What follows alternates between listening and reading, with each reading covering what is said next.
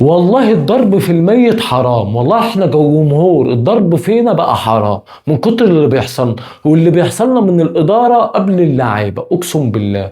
في ملفات مهمة دلوقتي كل الناس بتتكلم عليها في نادي الزمالك، وأهم ملف هو ملف بالزير. هيلعب في نادي الزمالك ولا هيمشي؟ طب الزمالك خد ايه الإجراءات القانونية ضد اللاعب بسبب تمرده؟ خلاص بقول لك ان اداره نادي الزمالك خد اجراءات قانونيه ضد اللاعب بسبب تمرد اللاعب وانقطاع عن التدريبات، والزمالك قدم شكوى ضد اللاعب رسميه في الاتحاد الدولي عشان يحافظ على حقوقه. فموضوع بزيرة منتهي، منتهي. اللاعب واخد كل حاجة قانونية، يعني اللاعب مضى 4 سنين لعب موسم واحد، لسه 3 مواسم. اللاعب واخد مستحقاته، اللاعب واخد مستحقاته لغاية شهر ايه 8، مش يعني مش اللي هو ايه لسه، لا ده شهر 8 واخده.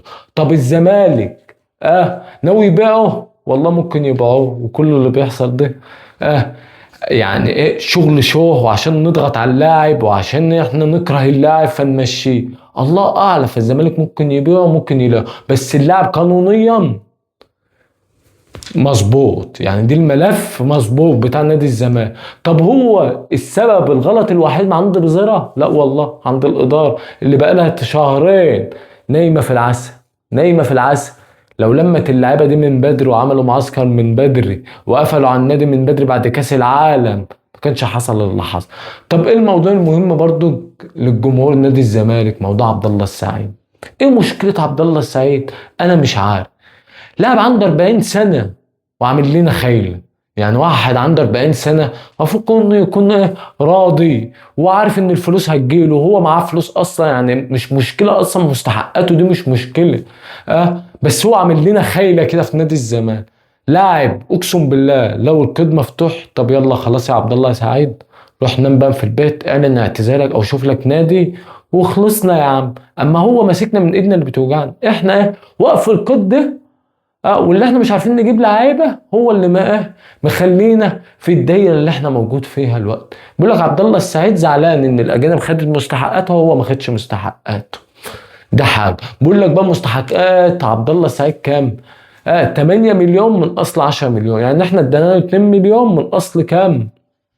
8 مليون من اصل ايه 10 مليون، يعني هو خد 2 يبقى ناقص له 8. ودي اللي مزعل عبد الله السعيد. طب الاداره كلمته بعد المشكله دي؟ بيقول لك لا ولا اي حاجه. الاداره منزله عليه خصومات لغايه ما هو يجي، او يشوف هو مصلحته، يعني يشوف هو بقى ناوي يعمل ايه. فالاداره مش ناويه تكلمه، ولغايه دلوقتي بيقول لك محبين بيحاولوا يهدوا عبد الله السعيد ويجيبوا عبد الله السعيد وانه ينزل التدريبات وبعد كده الموضوع هيتحل. ومش اول مره يعملها عبد الله السعيد، عملها الموسم اللي فات، في نص الموسم اللي فات لو تفتكروا كان يقول لك اصابه، يقول لك بتاع، عشان ايه الموضوع ما يكبرش، الموضوع ايه ما يطلعش الاعلام. بس احنا عارفين عبد الله السعيد على ايه، اهم حاجه الماني، ومش مشكلة. اهو احنا اهو يعني احنا جبناه واحنا الغلطانين، ما تتكلمش كتير. طب الزمالك دلوقتي ايه اللي بيحصل في فترة الاداء؟ معتمد جمال قتل اللاعيبة راحة النهارده يوم الجمعة وهيبدأوا الاستئناف يوم السبت. طب معتمد جمال بيقول لك قرر استبعاد بعض اللاعيبة عن معسكر الفريق من أول يوم السبت الجاي عشان يركز مع الفئة اللي هي هتكون معاه. طب أنس وائل لسه منزل الوقت تويت بيهاجم في الإدارة، بيقول لك شوية حرامية، وبعد ما كانوا طلعوني يعتبر ما حطونيش في القائمة الأولية، ويعتبر لاعب فريق وكنت بخلص مع نوادي تانية ويعني خلاص همضي مع فرقة تانية، رجعوا قالوا اسفين انت غلطة، ده انت اهم لاعب، ده انت ابن من ابناء النادي، معلش امضي، طب روح المعسكر.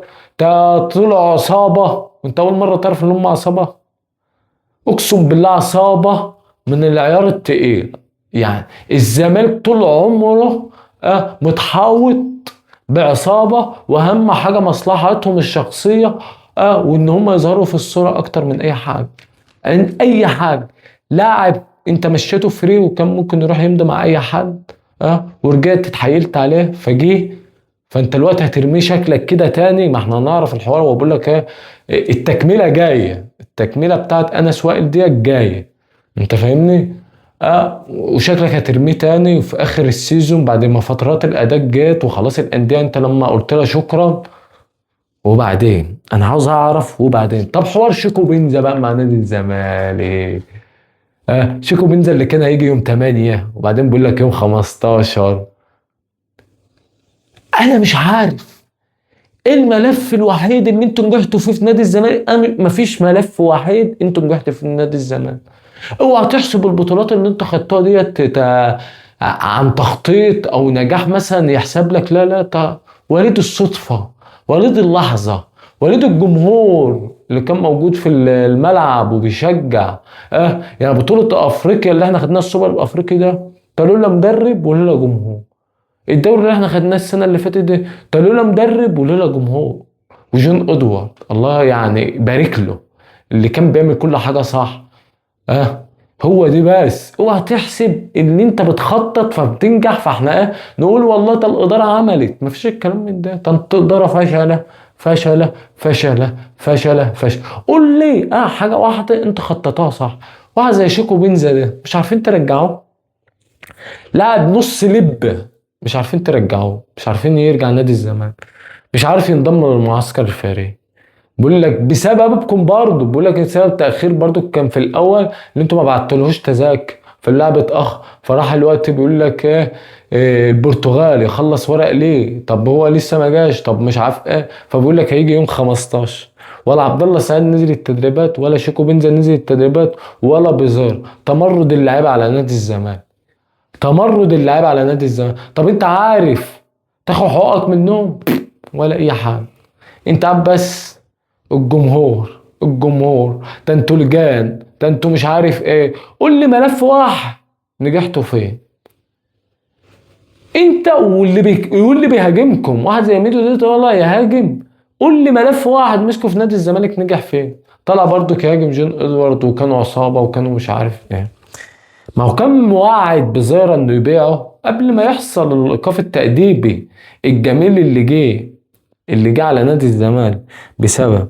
فالإدارة بتاعتنا عاجزة في السيطرة على اللعيبة، وده ظهر فاهمني في المعسكر. ما انت مش عارف تعمل معسكر ولا عارف تعمل حاجة، ومش عارف تدفع مستحقات اللعيبة ما بتاخدش مستحقاتها المصري. فانت مش قادر تتكلم كمان، فانت مش قادر. ودي كمان برضو عجزهم ظهر ان هم مش واضحين مع الجمهور. كل احلام بيعملوا احلام لنادي الزمالك وفي الاخر بتيجي على فشو. مفيش حلم اتحقق لنادي الزمالك من ساعه ما جه، ولا وعد من اللي هم قالوه، وعد واحد من اللي هم قالوه. فالزمالك داخل على مشاكل مشاكل مشاكل. اتفرج بقى على اداره النادي الاهلي، شوف ازاي بيتعاملوا بعد الموسم الكارثي اللي عنده.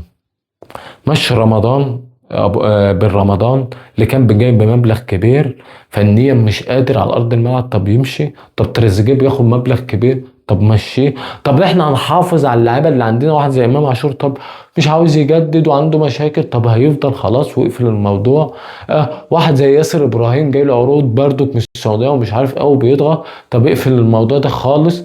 بيحافظ على اللعيبه بتاعته. واحد زي زيزو كان بيقول لك هيتباع، لا ده احنا هنسيبه رغم المبلغ الكبير. بيسيطر على اوضه الليل. عكس عندك تمرد تمرد تمرد تمرد. لما الواحد تعب، اقسم بالله الواحد تعب في نادي الزمالك، بمعنى تعب.